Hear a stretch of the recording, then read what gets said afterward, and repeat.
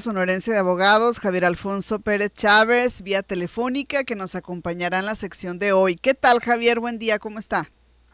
¿Qué tal, Lidia? Buenos días. Muchas gracias por tu tiempo y estoy a las órdenes tuyas y de tu No, auditorio. muchas gracias. Como siempre, ahí la audiencia se reporta, a veces previamente o durante el programa nos va haciendo preguntas y yo creo que valdría la pena iniciar preguntando sobre los delitos patrimoniales más comunes que se registran en Sonora actualmente. Ustedes que tienen pues de primera mano la información que nos pudieras compartir, Javier.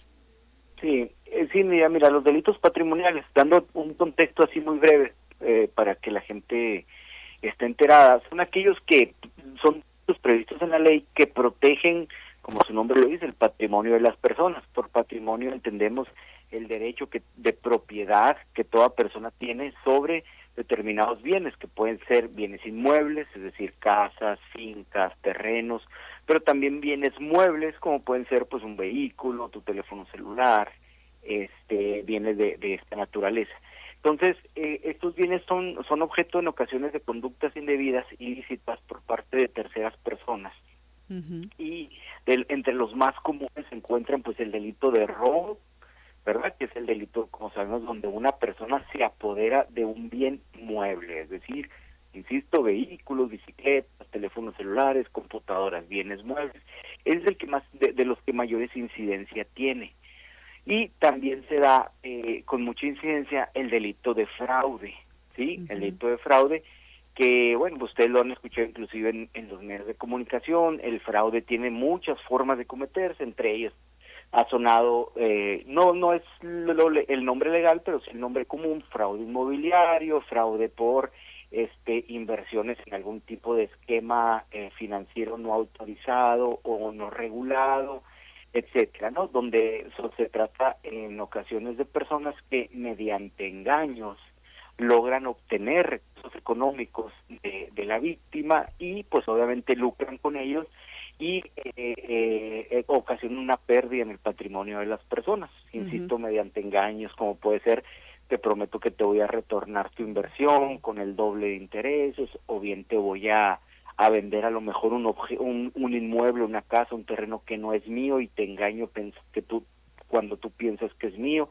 etcétera, ¿no?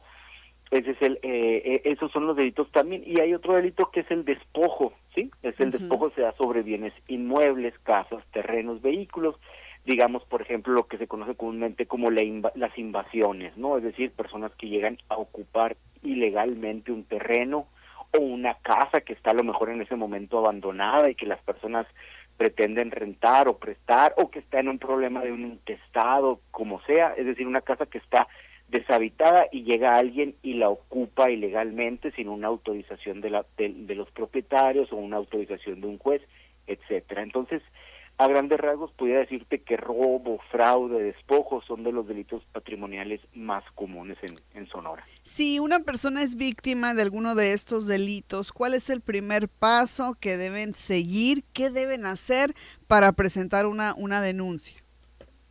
Sí, pues mira, va a depender de las circunstancias. Muchas veces cuando la persona advierte la situación de flagrancia, digamos, ¿no? Es decir, que el delito está sucediendo en el momento, hay que llamar a seguridad pública, se sugiere a veces de inmediato 911 para que la policía municipal reporte, realice un reporte de esa llamada, pero ya la denuncia propiamente se presenta ante la Fiscalía General de Justicia del Estado de Sonora. En los módulos de atención temprana se acude y pues se presenta ahí la denuncia. La recomendación es para las personas que siempre procuren tener a la mano, identificables, los documentos que amparen la propiedad o el derecho sobre el bien.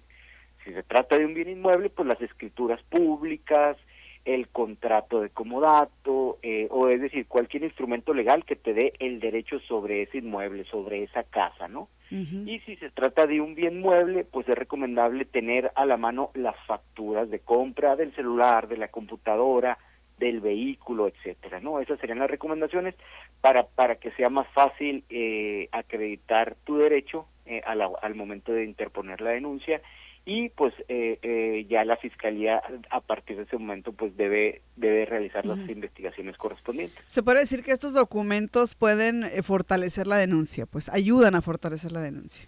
Sí, definitivamente sí, porque si no los tienes, sí se puede denunciar, pero generalmente vas a tener que acreditar con testigos o de otra forma que tú tienes un derecho sobre ese bien. Y pues obviamente eso puede generar un retraso. Generalmente pues las personas a veces no tienen de la manera más ordenada sus documentos, y esa es una recomendación general que siempre como abogado uno debe decir, oye, pues ten un archivo en casa, un archivo personal donde tengas en orden pues las facturas de tus bienes, las escrituras de tu casa, etcétera. Todos hemos escuchado situaciones en donde surge algún problema y pues nadie encuentra, o ya sea una escritura, las facturas, hay que pedir reposiciones, etcétera, ¿no? Ok. ¿Existe algún plazo límite para denunciar un delito patrimonial?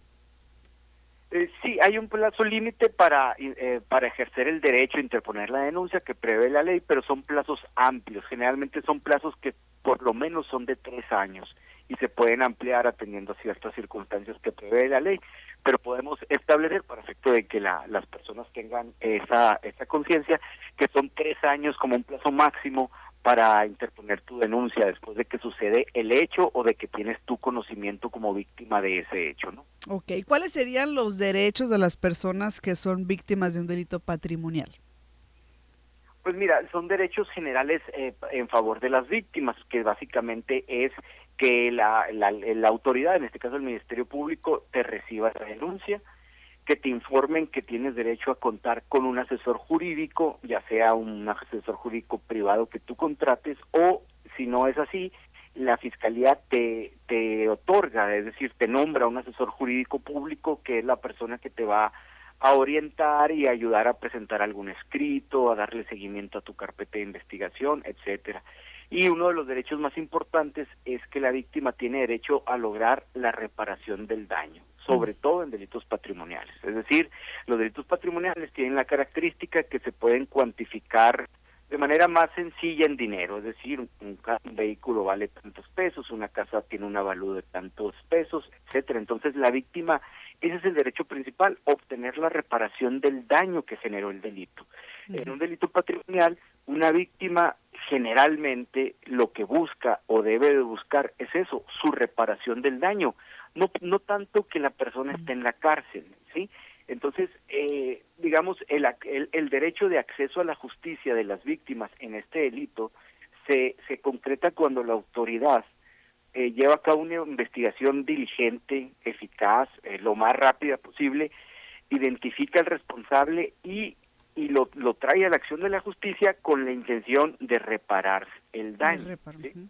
Está muy Cuando se interesante repara el daño de las víctimas, ganamos todos, gana la sociedad en su conjunto porque las autoridades trabajan y gana la víctima en particular porque obtiene que se resarce el daño que se le ocasionó. Entonces, ese es el objetivo fundamental, ¿no? Aunque a veces se pierda un poco y se piense que lo que se busca es encarcelar personas, sí es importante tener esa conciencia ciudadana que aunque es un delito y bueno, hay casos en donde sí puede haber la necesidad que una persona lo cometió con hechos violentos, etcétera. Bueno, serán ciertos casos, pero en la mayoría de los casos los delitos patrimoniales pues son culposos inclusive. Eso que se me pasó a decirte, uno de los delitos más comunes son los daños culposos, choques, atropellamientos, etcétera, que se dan en la vida cotidiana.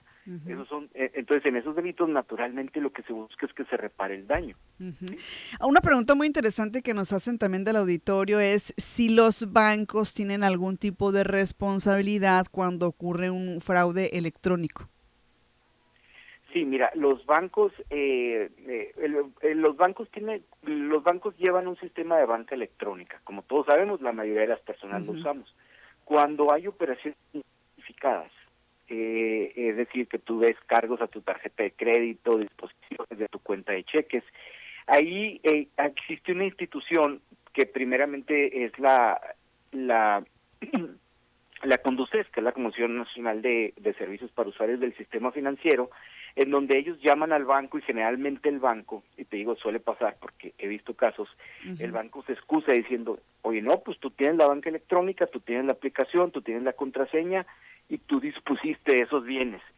de ese dinero. Sin embargo, sí, ya por ahí hay algunos criterios de tribunales federales donde se ha establecido que el banco sí tiene la carga de acreditar que su sistema de banca electrónica es eficaz, que no es pues digamos manipulable o hackeable por terceras personas, etcétera. O sea, sí hay manera de que el banco responda. ¿Sí? Ujú. No en todos los casos, porque bueno, vamos a ver, hay casos de extorsiones telefónicas, donde una persona pues mueve dinero de sus cuentas y los traspasa a otras, alegando un miedo, una extorsión, y pues en esos casos sí el banco estaría excusado de responsabilidad, pero insisto, en los casos donde sí hay disposiciones fantasmas, digamos que de pronto aparece un cargo a tu tarjeta que tú no realizaste, hay que levantar la queja ante Conducef preferentemente, y ahí generalmente se logra establecer esta situación, ¿verdad? Ujú. Muy bien, pues muy interesante todo lo que nos compartió esta mañana. Muchísimas gracias a el vicepresidente de la Barra Sonorense de Abogados, Javier Alfonso Pérez Chávez, por acompañarnos en la sección La Ley en Claro de este día, de esta semana. Muchas gracias, Javier, muy amable. Muchas gracias, Nidia. Buenos días. Hasta luego. Saludos, buenos días. Ahí está la información con relación a los delitos patrimoniales. Nos hablaba de robo, fraude, despojo. Información interesante para la gente que ha sido víctima de algún tipo de este delito y que no sabe qué hacer. Son las 8:12. Con esto vamos a una pausa. En breve regresamos con más a Sonora Noticias AM.